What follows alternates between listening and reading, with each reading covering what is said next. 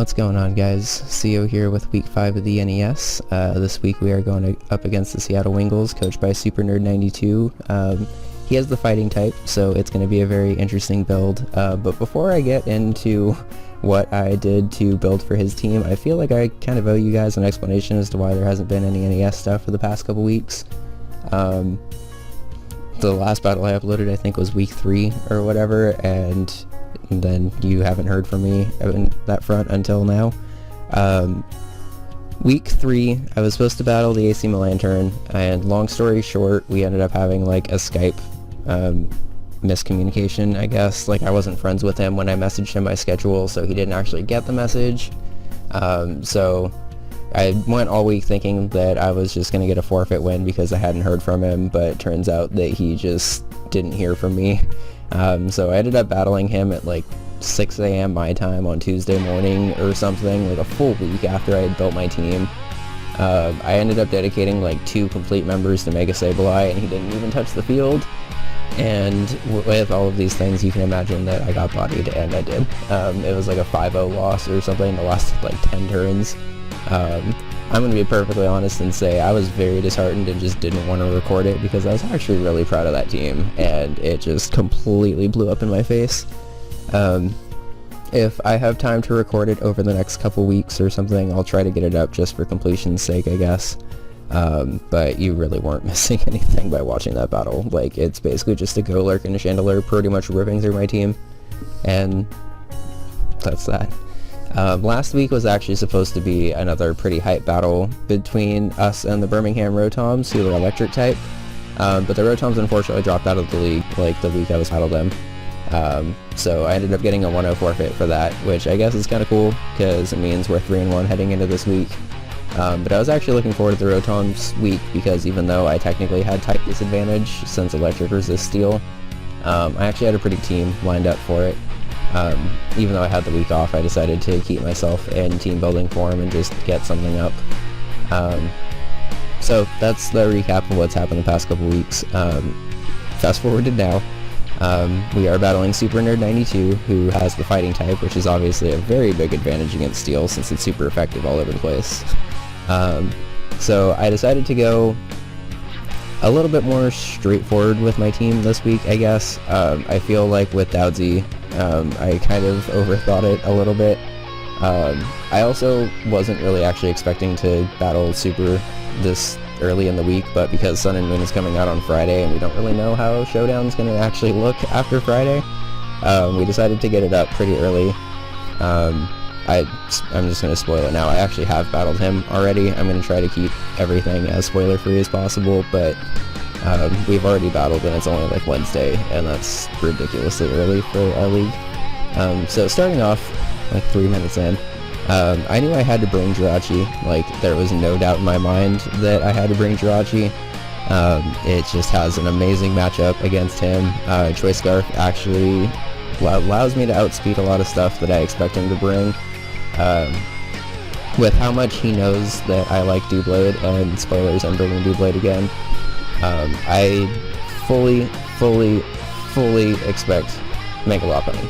Like, there's really no reason for it because the only like real counter to a fighting type I have is Doublade, or if I want to get really fucking wacky, a Violet Honedge, but I'm not going to do that again.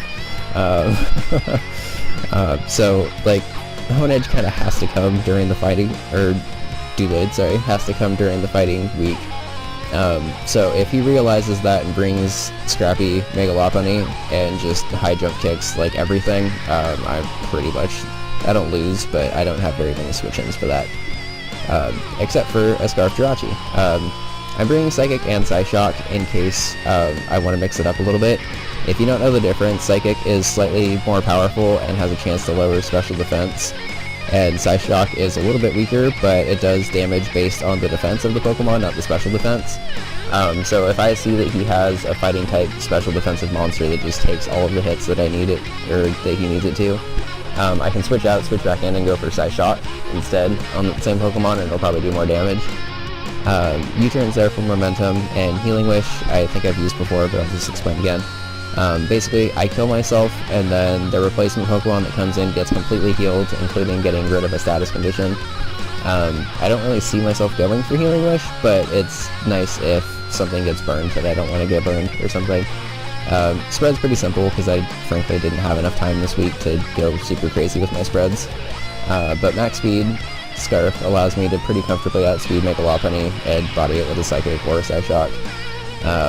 And unless he has a Scarfer or a priority, there's not really too much you can do. Next up, we are bringing Lucario for the first time. I realized that I wanted fast priority this week, and I also wanted hard-hitting priority. I need to keep this battle short because I obviously do not have the bulk to take a bunch of fighting type hits since they're super effective against me. So I'm bringing Choice Band Inner Focus. Inner Focus is an ability that means that I can't flinch.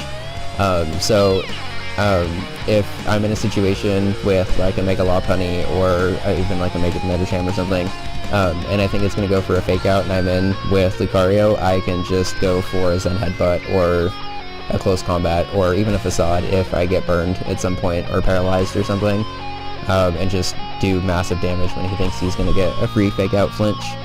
I don't know if he's going to fall for this because honestly I feel like if he sees something has Inner Focus he's probably not going to go for a Fake Out. But you never know. Max attack, max speed, a little bit of special defense just cause. And yeah, that's that spread. Next up, we are bringing Clamps the Mega Scizor for the first time.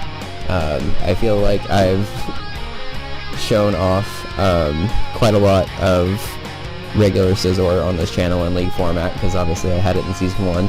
But this is the first time I've actually brought Mega Scizor, so I'm pretty excited. I wanted to bring a max defense set because I wanted to be able to potentially take some hits that he wouldn't expect me to be able to do. And I didn't want to put that in HP because I actually have Sub Roost. I'm not sure how this is going to work, but if I can get Clamps in on something that I know doesn't have a fire type attack, and wait for him to switch into something that probably does, I can get a free sub off and either go for an Aerial Ace or a Roost to just regain my health. It's kind of interesting strategy, and I don't really know if it's going to work, but it's League format, it might work. Next up is the other new member I'm bringing in this week, Chompers the Mawile. I decided to give it an Knocka Berry. I was really torn between giving it an Knocka Berry to reduce a fire type attack, a Shucka Berry to reduce a ground type attack, or what was the other thing I was worried about? Because I don't need to give it a Culver Berry because it's already neutral. I think those were the only two I was actually worried about, Akka and Shucka. So I decided to go with the Akka Berry because I wanted something to potentially be able to switch into a fire type attack that wasn't Heatran. I wanted something that could potentially at least take one hit. It's a Swords Dance Baton Pass set, but I honestly don't expect myself to be able to actually get a Swords Dance and a Baton Pass off. Sucker Punch is there just for damage because obviously Mawile has like no speed. But Play Rough actually does quite a lot of damage to his team if I can get him in on an Intimidate, force him to switch out and go for a Play Rough. Play Rough Sucker Punch probably should do a decent amount of damage to something. And Baton Pass is just there, obviously, to try to pass Swords Dances. It's also there if I predict a switch, but yeah. Next up are the two members that have pretty much come every week, Heatran and Doublade. I decided to mix it up a little bit this week and go for a Choice Scarf Heatran. I suspect that he's going to try to have a lot of fire coverage on his team in addition to fighting coverage. Especially since the main things I have to counter fighting types are pretty weak to fire types. And he also has like 3 firefighting starters to choose from, I guess. So I predict fire types coming for sure, so whether I like it or not, Heatran's coming. Flash Fire obviously is the immunity for fire, and Choice Scarf allows me to outspeed.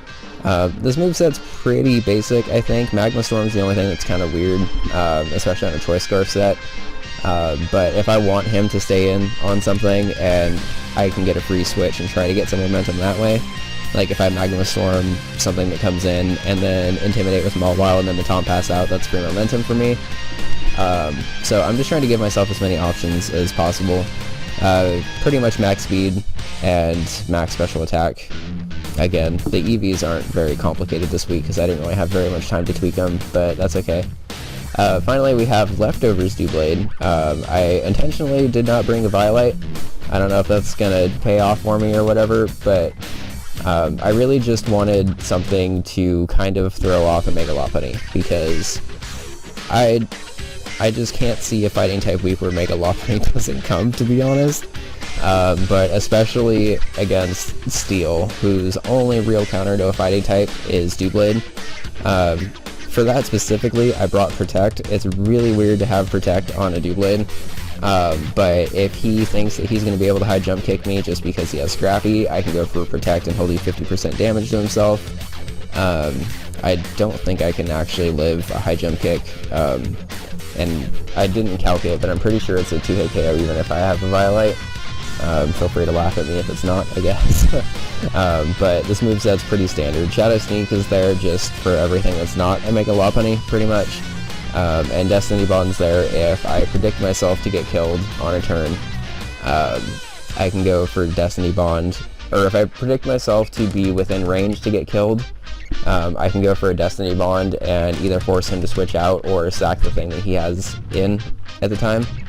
It's pretty situational, so I probably won't go for it, but I didn't really need anything in that last slot.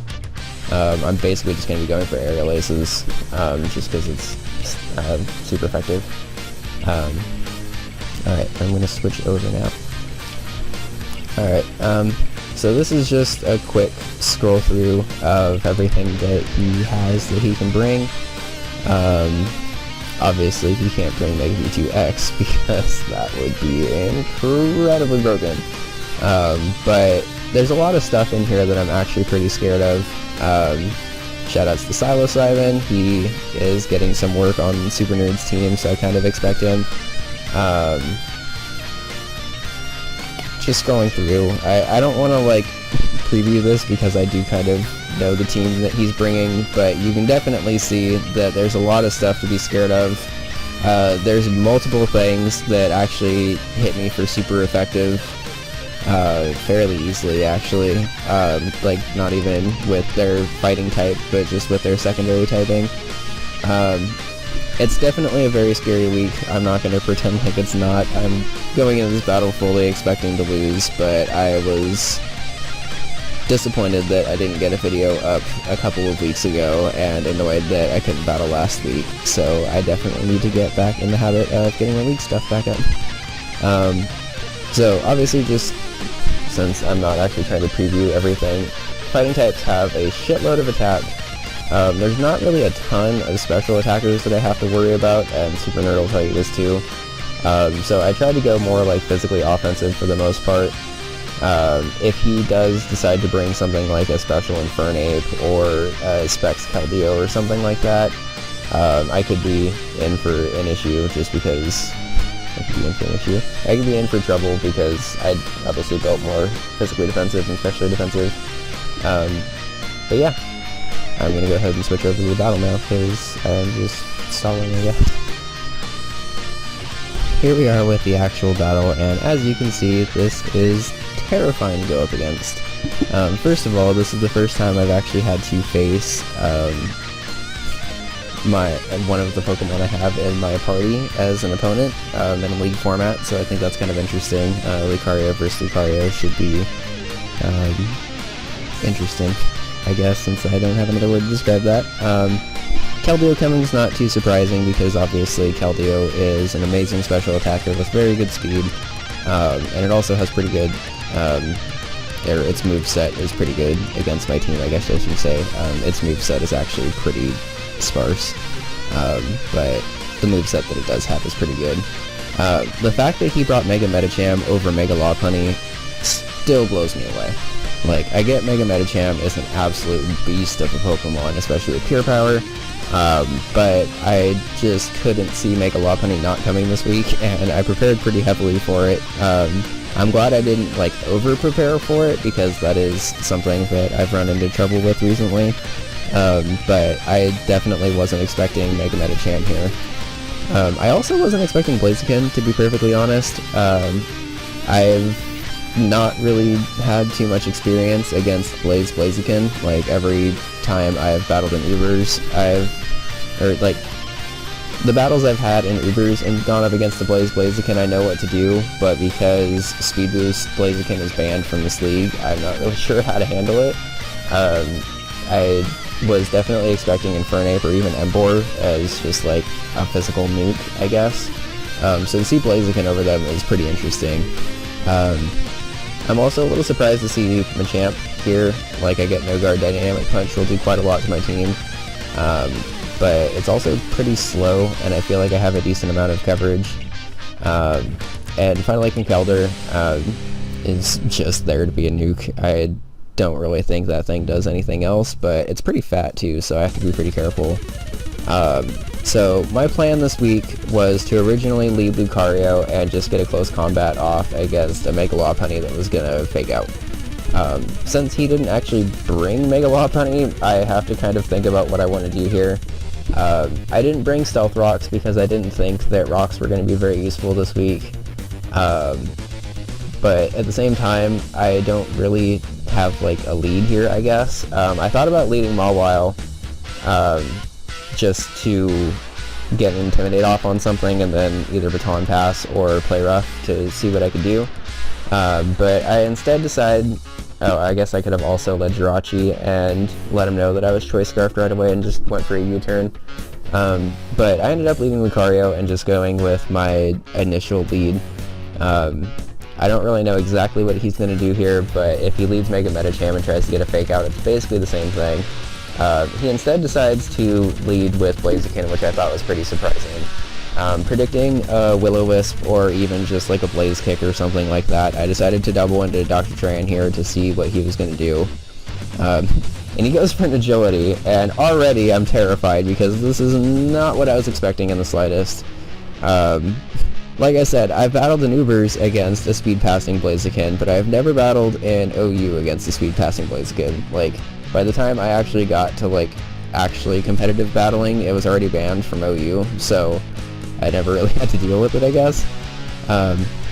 So my initial switch here is into Doublade because I figure he's going to go for a fighting type attack to try to get some damage off. If he does Baton Pass, which obviously he did, Doublade gives me the best like neutral option to everything else on his team. Like, I think the only thing he can really do is go into something and knock off or Earthquake, I guess. But he doesn't have any like stab stuff that can hit me since he opted for Metacham over Lopunny. He instead decides to go into Machamp, or yeah, he decides to go into Machamp with the Speed Boost, which I thought was pretty surprising. Machamp doesn't really like do a whole lot to Doublade because it has ridiculous defense. Like, even without a Violite, that still isn't like a 2-hit KO.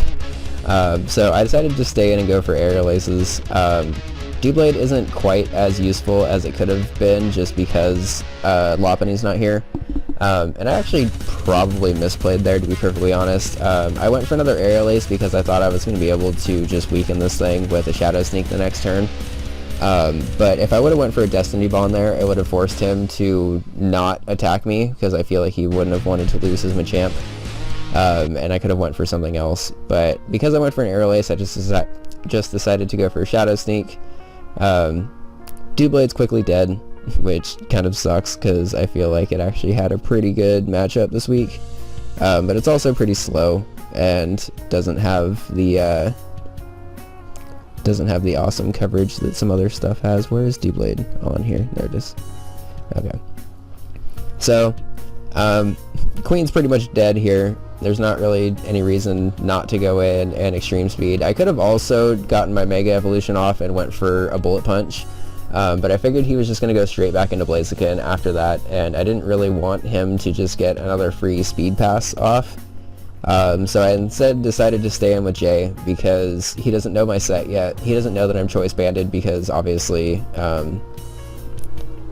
like a regular Extreme Speed would have killed from there. So I force him to basically just go straight into Metacham here. I could have stayed in and Extreme Speeded, assuming that he was going to go for a Fake Out, but because Lucario is pretty important, I decided to just go into a middle ground play and expect the fighting type attack which comes, and get an Intimidate off.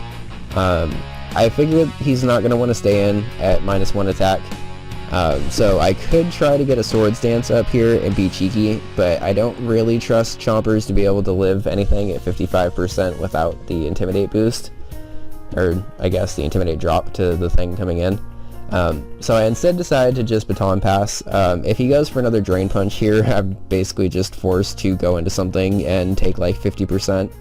But he luckily switches out into Blaziken, trying to get another pass off. So I go into my choice Scarf Jirachi, because I obviously can't just have this thing getting a free agility again. Like, he can protect if he wants to, but because he's not speed boost, he's not gaining speed that way. So the only way he can actually gain speed is with an agility. So now something on his team has to come in and take a Psychic, and it's not going to want to really take it based on his team roster. Surprisingly, he decides to sack the Blaziken here, which, after the battle, he told me was probably, like, his biggest regret of the battle, I guess. I was honestly kind of expecting him to sack either a Conkeldurr or just make an aggressive switch into Medicham. I don't know if he saw a U-turn coming, I don't know if he thought that I was not going to be Scarfed or whatever, but Jirachi obviously needed to get a kill there, and it got probably the most important kill it could have. So he knows I'm Scarfed now, obviously, which means that he can pretty safely just come into Medicham. It's going to be a neutral hit, so it's probably not really going to do too much. So I just switch out again. He goes for a bulk up this time, which is terrifying because this now means that Chompers actually dies. I was hoping to be able to get a Swords Dance Sucker Punch off because I was hoping that he was just going to be at -1 attack. Go for a Drain Punch again, get up to 100 even though he was already at 100%, and then I could have just gone for Sucker Punch and gotten damage off. But because he went for a bulk up, he's back up to neutral attack, which means that a Drain Punch kills from here. So I just get the pitiful 18%, like a Swords Dance wouldn't have even really mattered, I guess. Mawile is also definitely better with an ability that doubles its attack. But yeah, so Chompers is dead. I go into Jirachi here because I don't really have another thing I could have gone into. I'm fully expecting this thing to have Fire Punch, but I don't know its spread yet, so I don't really want to just switch into Scizor. Psychic does not nearly enough for me to be comfortable. It shows Fire Punch here, which I guess is good because obviously it's super effective instead of neutral. And is also nice because it means that he's not finally just gaining back a shit ton of HP with Drain Punch. But it's not good for Jirachi because obviously Psychic's not going to kill, and I need this thing around because it's pretty much my only chance of winning at this point. So even though it's super, super obvious, I have to switch into Heatran here. I'm fully expecting a Drain Punch to be coming because there's no reason for it not to. He could go for a Fire Punch, I guess, if he predicted me to be very aggressive and double into Scizor predicting a Drain Punch, but I'm not doing that. He makes the good play, goes for Drain Punch. Surprisingly doesn't kill. I did some calcs after the game, and basically any kind of offensive Medicham would have killed, so that shows me this is a super bulky set. I'm assuming designed to take speed boost and stuff from Blaziken and just kind of bulk out the rest of my team. But the fact that he's not super offensive or like offensive at all is actually pretty interesting. I go for a Lava Plume just fishing for a burn because I'm Scarfed and outspeed. I don't get it because whenever you fish for a burn you don't get one. And Heatran drops. Not really very surprising. The burn would have been very, very nice if I'm being honest, but whatever. So Heatran drops. I finally go into Scizor because I get a free Mega. He goes for a Fire Punch and I live on 1%, getting an Aerial Ace off and bringing this thing down. I actually did a calc for this one because I was curious. A not very offensive Medicham actually didn't really have a very good chance to kill Scizor. Like, I think a roll and a Fire Punch with the spread that I had was 91 to 107. So it was basically like a 50-50 if it would have actually killed. I didn't want to go into Jirachi because obviously I didn't have the damage off to be able to kill it with a Psychic from there. I didn't want to go into Lucario because I didn't have the damage to kill it with anything, or the speed, actually. So I basically had to go into clamps and go for an aerial ace to try to get damage off. Now I can bullet punch and kill, since I'm assuming this thing actually doesn't even have any priority. Otherwise it probably would have gone for it by now. Bullet punch still does a bunch of damage to Lucario, even though it's resisted. I don't actually need Scizor anymore though, so I decided to try to scout his set here a little bit. I fully expected an extreme speed, but he actually goes for the Life Orb Vacuum Wave, which is better for me because it means that I can actually outspeed this thing with my own Lucario. He still doesn't actually really know my set yet because it's just kind of been sitting in the back. Scizor, that's right. Sorry, this is the first time I've had to record in a while, so I'm a little rusty. So seeing Life Orb is nice because it shows me that he's not choiced, and I can outspeed him with Jirachi and out-pressure him with my own Lucario, I guess. So I go into my own Lucario. I calced it. This is like the only calc I actually did during the battle, but I calced it and realized that I could live a Life Orb Vacuum Wave. Not super well, but I can. Go for close combat, take out his own Lucario, which is really the only thing that was standing in between me and a potential Jirachi sweep at this point. I would have also liked to get Keldeo in on a little bit more damage, but I don't think I had that luxury this time. So I have, obviously, the defense drops and stuff. He goes into Conk. At this point, I'm basically forced to kind of just sack Lucario, because I fully expect a knockoff in this situation, because there's no real reason for him not to. If he wants to Mach Punch, that will also be a good play, because I'm pretty sure Mach Punch is a 2-hit KO on Jirachi, and will obviously just straight up destroy Jay. So I'm just going to stay in and sack Lucario here. If he goes for a Mach Punch, obviously he kills, and probably just wins, because he can play around the rest of my team pretty easily. He doesn't have Mach Punch though, so I get a huge chunk of damage off on this thing. Drain Punch actually restores nothing because I was already pretty much dead. I think he was expecting me to switch into Jirachi there. But because I didn't actually need Lucario anymore, like Extreme Speed would have been nice, but I didn't need it. I just kind of pinned all of my hopes and dreams on this Choice Scarf Jirachi.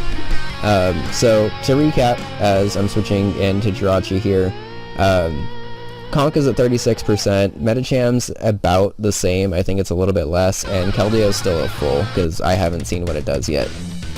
So I'm pretty terrified of that Keldeo, if I'm being perfectly honest. I have to lock myself into Psychic here, because even if this thing's Assault Vest, I'm pretty sure it drops.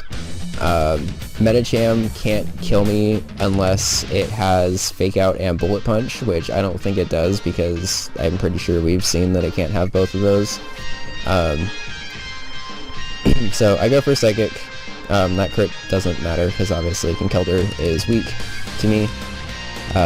He goes into Metacham, who's actually a lot lower than I thought it was, and that drops, and then he goes into Keldeo. I just wanted to fast forward to those first two turns, because as I predicted, he didn't actually have priority on Metacham. So I did the calc, and a Scarf Psychic to Keldeo does 67 to 72%. So I basically have to go for Psychic, hope that he goes for something that doesn't exactly have the best chance to kill me. He doesn't know my spread at this point, because, I mean, he knows I'm Scarfed, but he has no idea what my spread is, because I've only brought this thing in to do, like, cleanup damage. I haven't actually brought it in for him to get any, like, real info off. So this turn actually ended up taking, like, a couple of minutes of real time, just because it was a pretty tense turn, and he needed to figure out what would kill me if I was, like, a bulky Scarf Jirachi or something like that. So I go for the Psychic. I get a crit, which unfortunately very much mattered. Like I said, it was only supposed to do like 70% max. He told me after the battle that basically anything he would have went for would have killed the Jirachi that I had, but he had to calc pretty heavily to assume that I was like max HP, max special defense or something like that. If I was max HP, max special defense, it actually probably would have been better for me given this exact team build, but I needed the speed to outspeed Mega Lopunny and stuff like that. But if I was max, I think I would have actually won there anyway. It turns out that he was actually a max HP, max defense Calm Mind Keldeo. So it's definitely a good thing I didn't lock myself into Psyshock, or I don't think I would have killed even with a crit. Sorry to Super Nerd for getting a pretty important crit. Obviously I can't control that, but that's not the first time you've been screwed over in this league by a last turn crit where you should have won. So I definitely feel bad being responsible for that. But with that, guys, I think this is actually the last league video I'm gonna have up during ORAS. It's a little sad, actually, because I've been recording these for a good, like, 6 months now, I think. And I don't really know how Sun and Moon is going to completely change league format. I'm pretty excited for it. We haven't actually talked yet if we're going to allow the usage of Sun and Moon Pokemon in this monotype format. We're still toying with the idea of when the official NES Season 2 is actually going to start, but we definitely want to get the format for Sun and Moon stuff up pretty much as soon as possible. I think for the rest of this NES Monotype Tournament, we're basically just going to be abiding by ORAS rules, just because we don't really know Sun and Moon rules yet. So, for the purpose of this series, I guess it might not actually change too much. If it does, I'll let you guys know. But yeah, I guess that's that. Next week we are going up against the Detroit Darkrai's, I believe, who are Rock type.